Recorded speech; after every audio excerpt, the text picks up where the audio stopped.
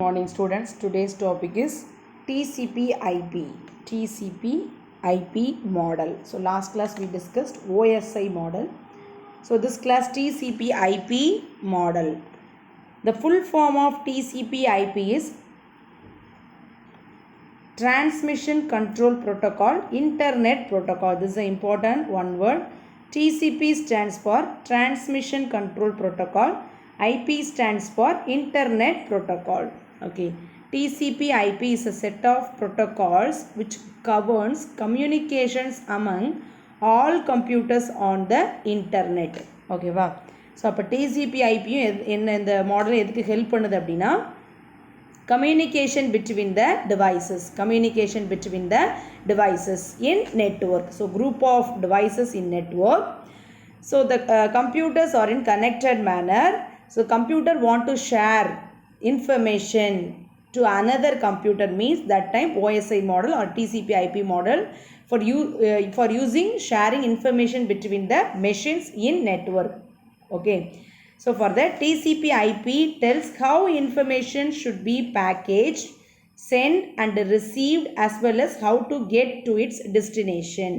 So it tells how information should be packaged.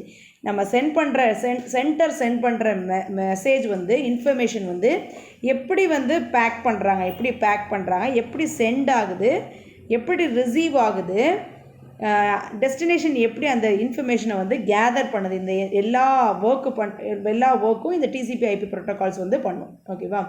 So அப்போ ரெண்டு computer இருக்குது நெட்வொர்க்கில். இந்த ரெண்டு கம்ப்யூட்டரும் டேட்டாவை ஷேர் பண்ண போகுது அப்படின்னா இது ஒரு ஹோஸ்ட் கம்ப்யூட்டர், இது ஒரு ஹோஸ்ட் கம்ப்யூட்டர். ஸோ அப்போ சென்டிங் மெஷின் வந்து centre host computer and receiver machine வந்து ரிசீவர் ஹோஸ்ட் கம்ப்யூட்டர். சரியா? ஸோ அப்போ ஒரு சென்டர் வந்து டேட்டாவை டிரான்ஸ்மிட் பண்ணும்போது ஒரு ஹோல் ஃபைலாக சென்ட் பண்ணாங்கனாலும் அதை எப்படி பண்ணும், ஸ்ப்ளிட் பண்ணி தான் டிரான்ஸ்மிட் பண்ணும். ஸோ அதை எப்படி ஸ்ப்ளிட் பண்ணுது, அந்த டேட்டா வந்து எந்த பாத்தை யூஸ் பண்ணி சென்ட் பண்ணப்படுது சென்டர் மெஷினால், எந்த மாதிரி ஆப்போசிட் சைடில் ரிசீவ் ஆகுறது. ஆப்போசிட் மெஷின் வந்து டெஸ்டினேஷன் மெஷின். இதில் வந்து ரெண்டு மெஷின் இருக்குது. ஸோ ஒன்று வந்து centre, another one is receiver. Sender machine in the sense a machine who send the data is called as a sender machine, and receiver, the opposite one is receiver.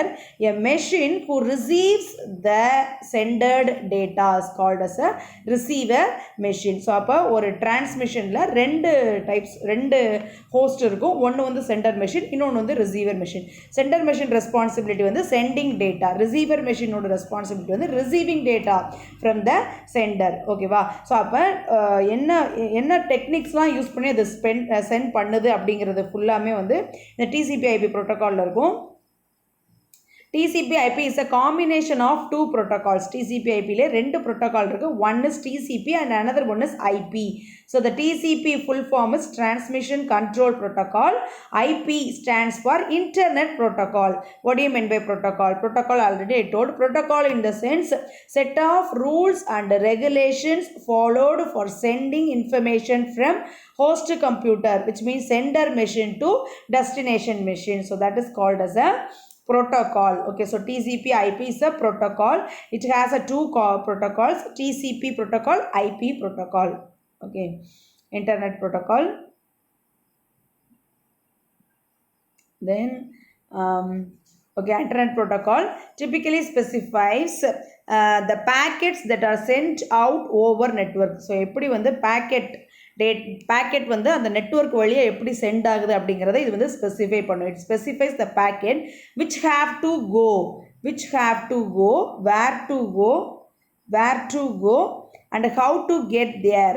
The transmission control protocol is accountable for guaranteeing the trustworthy transmission of data. So in the TCP/IP protocol, இந்த transmission control protocol வந்து எதுக்கு guarantee அப்படின்னா, இந்த transmit பண்ணுது இல்லையா centre machine, அது வந்து ப்ராப்பராக ஆப்போசிட் மெஷினில் போய் ரீச் ஆகும் அப்படிங்கிறதுக்கு ஒரு கேரண்டீடு ப்ரோட்டோகால்னால் அது TCP protocol. Okay, it sees that the packets for errors and submits the request for retransmission in case any of them are missing. So அப்போ the transport control protocol என்ன செய்யும், sender machine டேட்டாவை send பண்ணியிருக்கு, receiver machine receive பண்ணியிருக்கு. இப்போ sender machine send பண்ணியிருக்கிற மெஷினில் ஏதாவது ப்ராப்ளம் இருந்தாலும் இது என்ன பண்ணும் அப்படின்னா ரீட்ரான்ஸ்மிஷன் அந்த ஆப்ரேஷன்ஸ் வந்து கேரிட் பண்ணும், விச் மீன்ஸ் பழசை வந்து டெலிட் பண்ணிவிட்டு நியூவாக அகெயின் வந்து டிரான்ஸ்மிட் பண்ணும். சே ஃபார் எக்ஸாம்பிள் இப்போ சென்டர் மெஷின் வந்து ஒரு மெசேஜ் சென்ட் பண்ணுது, கம்ப்யூட்டர் சயின்ஸ் அப்படின்னு சொல்லிட்டு சென்ட் பண்ணுது, ஓகேவா. பட் ரிசீவர் சைடில் வந்து இங்கிலீஷ் அப்படின்னு சொல்லி ரிசீவ் ஆச்சு அப்படின்னா திஸ் இஸ் ராங் டிரான்ஸ்மிஷன் இல்லையா, கரெக்டான டேட்டா ரிசீவ் ஆகலை. அப்போ இதோட இந்த ப்ராப்ளத்தை சால்வ் பண்ணுற ஒர்க்கும் இதோட ஒர்க்கு டிசிபியோட work. Centre what exactly sent that data is properly received in the opposite side, otherwise the retransmission operation carried out by the sender machine. Okay, so அதுதான் இந்த transport control protocol main work. So என்னென்ன ஒர்க்லாம், packet டேட்டாவை வந்து split பண்ணி packet ஃபார்மெட்லேயே இல்லை supported ஃபார்மெட்லேயே வைக்கிறது, தென் root follow பண்ணி நெட்வொர்க்கிங்கில் வந்து டேட்டாவை டிரான்ஸ்மிட் பண்ணுறது, ஆப்போசிட் மிஷினில் போய் ரிசீவ் ஆனதுக்கப்புறம் டேட்டாவை செக் பண்ணிவிட்டு எரர் இல்லாமல் இருக்குதா அப்படின்னு சொல்லி செக் பண்ணுறது, எரர் இருந்தது அப்படின்னா ரீட்ரான்ஸ்மிஷனுக்கு ரெக்வெஸ்ட் பண்ணுறது, இது எல்லா ஒர்க்குமே இதோட ஒர்க்கு டிசிபியோட ஒர்க்கு, ஓகேவா. Then other frequent TCP IP protocols, TCP IP மாடலில் இப்போ வேறு என்ன ப்ரோட்டோகால்ஸ்லாம் யூஸ் பண்ணுறாங்க அப்படின்னா HTTP protocol, HTTPS protocol, FTP protocol. This is an important question. HTTP stands for Hypertext Transfer Protocol. Hypertext Transfer Protocol.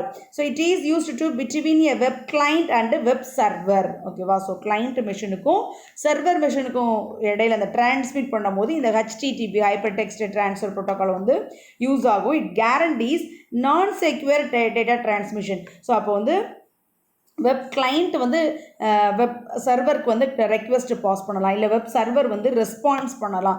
But அதில் வந்து டேட்டா வந்து செக்யூராக டிரான்ஸ்மிட் ஆகும் அப்படின்னு இதில் சொல்ல முடியாது HTTPயில்.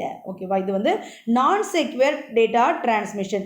டேட்டா வந்து மேபி யாருனாலும் கரப்ட் பண்ணலாம். ஸோ அந்த மாதிரியான பாசிபிலிட்டிஸ்லாம் இந்த HTTPயில் இருக்குது. ஓகேவா, ஸோ சென்டர் மெஷின் வந்து டிரான்ஸ்மிட் பண்ணுற டேட்டா வந்து செக்யூர்டாக ஆப்போசிட் சைடில் போய் ரீச் ஆகும் அப்படின்னு சொல்ல முடியாது இந்த ப்ரோட்டோக்காலில்.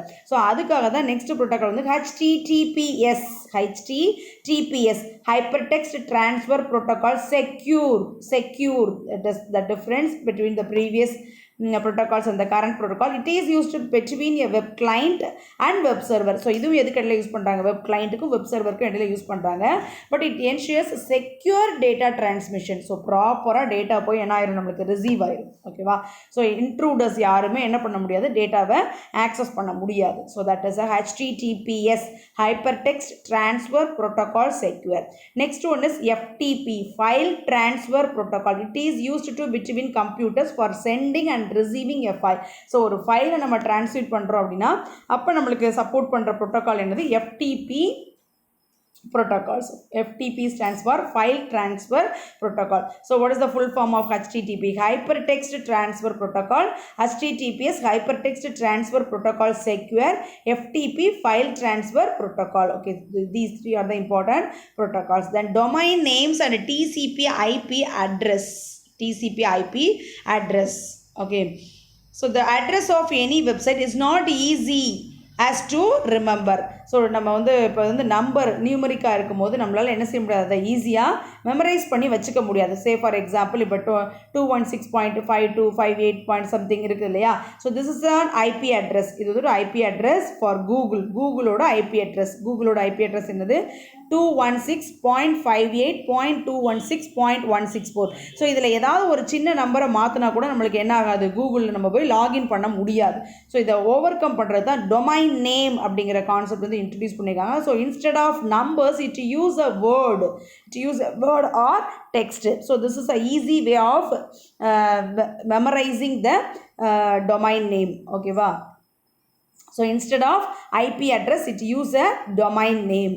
Okay, so domain name in the sense that is a name, it is in the text format, but TCP address, IP address in the sense it is in the combination of numbers and operators. Okay, so which one is very simple? Yes, domain name only, very simple to memorize the name. Okay. Then the next one is the different layers of TCP IP model. So last model we discussed ISO OSI model. So that model has 7 layers. What are they? Physical layer, data link layer, transport layer, session layer, presentation layer, application layer. But TCP IP, it has only 4 layers. Totally it has only 4 layers.